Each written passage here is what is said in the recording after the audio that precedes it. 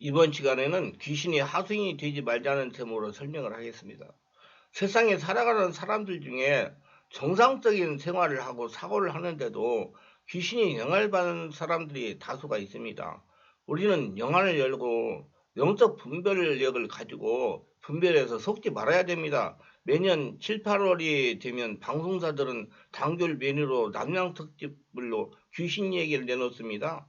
고전적인 전설의 고향으로부터 시작해서 여고 괴담 등과 같은 귀신을 주제로 한 영화를 극장가에서 관객에게 내놓습니다. 올해는 어떤 형태로 귀신 이야기를 만들어낼지 궁금합니다. 이런 특수물을 만드는 사람들은 인간의 눈으로 보면 정상입니다. 그러나 영화를 열고 분별력을 가지고 보면 그 생각을 조종하는 귀신이 있다는 겁니다. 이는 인정해야 됩니다. 귀신이 그런 특징물을 만들어 방영하도록 생각을 주장하는 것입니다. 또 기독교를 폄하하는 프로그램을 만들어 방영하도록 조종하는 귀신도 있습니다. 세상 사람들은 이 사람들이 귀신 들려서 이런 일을 하는 줄 모릅니다. 그러나 영의 눈을 열고 보면 정상적인 사고 속에 역사하는 귀신입니다. 그리고 예배당 교회를 분열시키는 귀신이 있습니다. 아무리 교회에서 교회를 바로 세우기라는 명목으로 담임 목사를 고발한 사건을 다 아실 겁니다. 결국 힘이 없으므로 혐의가 없으므로 판명이 났습니다. 그러나 일반적인 성도들은 옳다고 할지 몰라도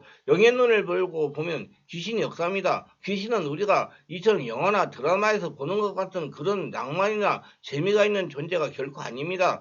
20대 젊은이들이 관념적으로 철없게 만든 캐릭터 붉은 악마는 전적적으로 우리 민족 설화에 등장하는 도깨비를 형상화한 것을 상징으로 사용하고 있는데 우스꽝스러운 모양의 형상은 민담 설화를 바탕으로 하고 있습니다. 설화에 등장하는 도깨비는 모든 설화가 공통으로 지향하는 권선 징악의 도구로 사용됐습니다. 그러나 실제로 귀신은 권선 징악의 도구가 되는 경우가 거의 없습니다. 하나님은 모든 현상을 긍정적으로 선한 결과로 변화시키는 분이기 때문에 귀신 들림도 결국은 하나님 은혜로 바뀌게 되는 것이라고 볼 때 권선 징악의 의미가 있다고 할 것입니다. 예를 들면 욥에 대한 사단의 공격은 일종의 귀신 들림의 원형이라고 볼 수 있다고 가정할 때 사단의 공격은 결과적으로 욥으로 하여금 하나님을 변함없는 은혜에 관한 설명이 되는 것입니다.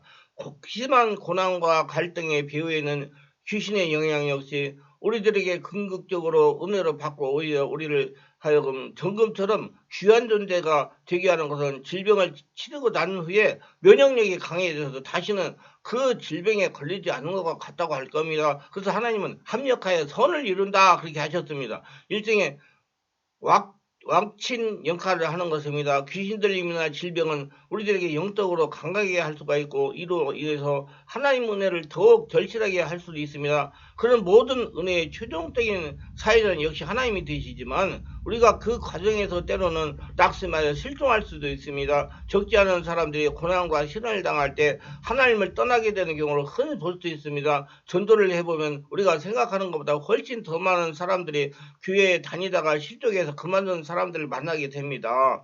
한두 번은 교회에 출석해본 경험이 있는 사람들이 대부분이며 불교 같은 타종교를 가진 사람도 있고 전혀 교회도 모르고 살아가는 순수 불신자를 만나기가 그리 쉽지 않습니다. 그만큼 사람들은 어떤 이유에서인지 실족해서 하나님 은혜에서 멀어진 삶을 살고 있는 것입니다. 따라서 귀신이 권선징악적인 도구로 사용되는 경우 역시 많지 않는 것 같습니다. 자신에게 닥친 현실을 어떻게 받아들이고 해석해야 하는 문제는 전적으로 개인에게 달려있다고 할 것입니다.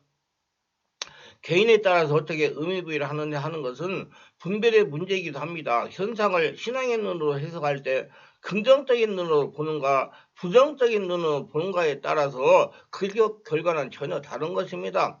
귀신 들림이 원칙적으로 권선징악이 아닙니다. 귀신이 우리에게 오는 것은 우리를 점령하기 위해서입니다. 이는 외국에 침입하는 목적과 같은 것입니다. 전쟁에서 지면 많은 것을 잃게 되고 그 나라의 식민 통치를 받아야 됩니다. 이처럼 귀신을 우리가 누리는 여러 가지 권리를 빼앗고 우리를 자기 뜻대로 지배하기 위해서 침입하는 것입니다. 그런 귀신의 의도에 절대로 당해서는 안 되고 그 귀신의 미혹에 속아서도 안 됩니다. 그런 귀신의 의도에 절대로 저항하지 못하고 자신을 내어주어 귀신 들림이 일어나면 고통의 세월을 겪을 수밖에 없습니다. 이런 불행한 결과를 하나님 은혜로 바꿔주는 것이지 처음부터 권선징악으로 귀신 들리게 하지 않는다는 사실을 부모에게 있어서 아무리 못된 자식이라고 할지라도 뱀을 주지 않기 때문입니다. 귀신에게 많은 것을 빼앗기고 불행한 삶을 살아가는 많은 환자들에게 있어서 귀신은 낭만적이기도 하지만 재미있는 이야기거리도 아닙니다. 처절한 고통에 몸부림이 있을 뿐입니다. 이런 귀신들이 있어서 이성을 잃지 않고 정상적인 판단을 하는 사람들이 있습니다. 실제로 대부분의 귀신 들림은 이런 사람들입니다. 실제로 이들은 어떤 특정한 부분에서 전혀 이성적이도 합리적이 못한 심각한 결점을 드러냅니다. 그러면서 자신은 전혀 그 사실을 알지 못합니다. 이런 사람들을 우리는 일반적으로 귀신의 영향을 받는 사람이라고 부를 수가 있지만 그들 가운데 일부 귀신 들림이 있습니다. 귀신 들림과 마귀 영향을 구분하는 경계점에 회색지대에 놓이는 사람은 귀신과 마귀의 특성이 모두 다 드러냅니다.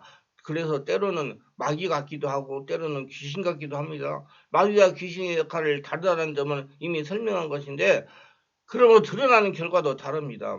회색지대에 있는 귀신들과 얼핏 보면 정상 같기도 하지만 그를 내면에 조종하는 영의 무지한 귀신이라는 점을 인식한다면 그 행위는 결과적으로 파괴적일 수밖에 없습니다. 귀신은 몸과 마음을 황폐하게 만드는 주범입니다. 또 환경을 황폐하게 만드는 주범입니다. 귀신 들림이 진행될수록 그 사람의 인격은 점차로 귀신을 닮아가게 되고 정서적으로 감정적으로 거칠어지며 조급하고 포악한 면을 보이기 시작합니다. 귀신의 유혹이 적이기 때문에 한번 걸려들면 그 유혹에서 벗어나기가 쉽지 않습니다. 약물 중독자의 경우는 중독을 일으키는 귀신은 피해자라 하여금 달콤한 유혹에 말려들도록 계속 자극하는 것입니다.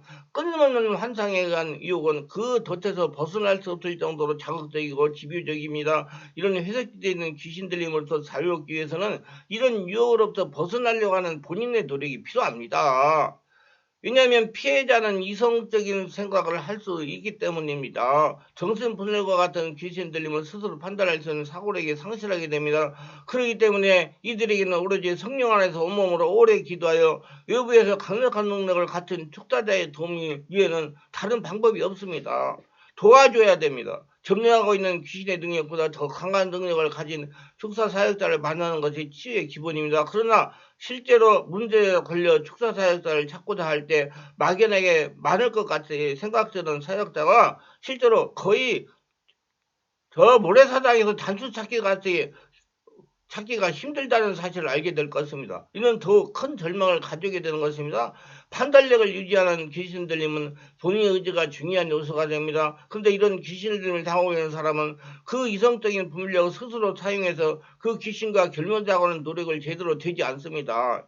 의지가 약하고 능력이 약해가지고 귀신과 결멸하는 행동을 하지 못하는 겁니다. 그런 까닭은 자신이 귀신과 비대는 신호를 계속하고 있다는 사실을 알지 못하기 때문입니다. 귀신이 자신을 점령하고 계속 괴롭히는 것은 어떤 이유에서든지 자신 안에 귀신을 불러들이고자 하는 귀신이 좋아하는 그들의 합법적인 괴롭힐 수 있는 권리가 될 어떤 행위를 지금도 계속하고 있기 때문입니다. 그것이 자신의 의지와는 상관없이 귀신에 의해서 강제로 되어진 경우라고 할지라도 지금 그 행위를 지속적으로 하고 있기 때문에 그런 것을 저는 영적 신호라는 말로 설명하고 있습니다. 자신이 알지 못한 채로 귀신과 맺어있는 관계를 단절하기 위해서는 자신을 살펴봐야 됩니다. 스스로 살펴서 끊으려고 하지 않는다면 귀신은 절대로 떠나가지 않습니다. 자신이 인정을 해야 됩니다.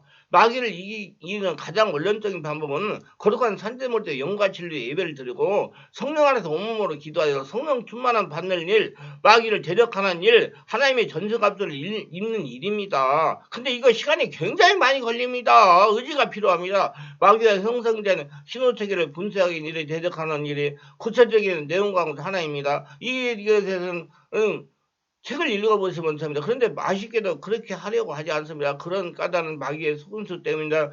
귀신이 이미 자신의 마음을 주장하는 위치에 있기 때문에 그런 말이 귀에 들리지 않고 의심하지 않게 되는 것이고 또 말하는 사람을 의심하는 것입니다.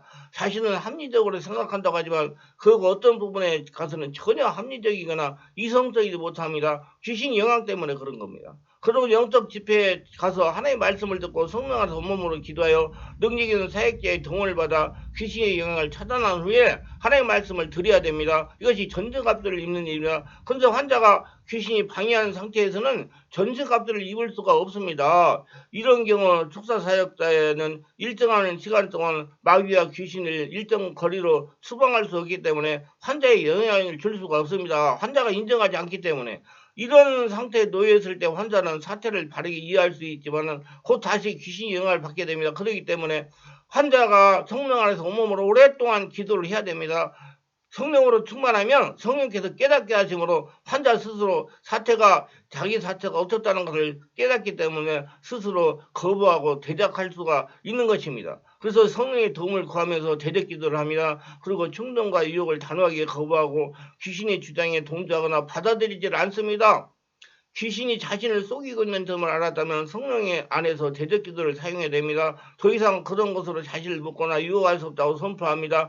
그리고 자신의 신분은 거룩한 하나님의 것이라는 사실도 선포합니다. 이런 일들을 지속적으로 해야 됩니다. 아주 오래 걸릴 수가 있습니다. 인내를 가지고 귀신과 작별을 시도해야 됩니다. 이 과정에서 체험이 많은 축사사역자의 도움을 지속적으로 받을 수가 있다면 아주 좋을 것입니다. 그래서 우리 충만한교회 같은 경우는 지속적으로 도움을 받으니까 많은 분들이 그렇게 고통을 10년 이상씩 당하다가도 지금 정상적으로 삶을 살면서 직장 생활을 잘하는 분들이 계십니다. 귀신에 의해서 고통을 당하거나 정신적인 문제로 고생하시는 분은 02-3474-0275 충만한교회로 전화하셔가지고 정확하게 진단을 받으시고 성령으로 치유하여 건강하고 행복하게 살아가시기를 예수님의 이름으로 축원합니다.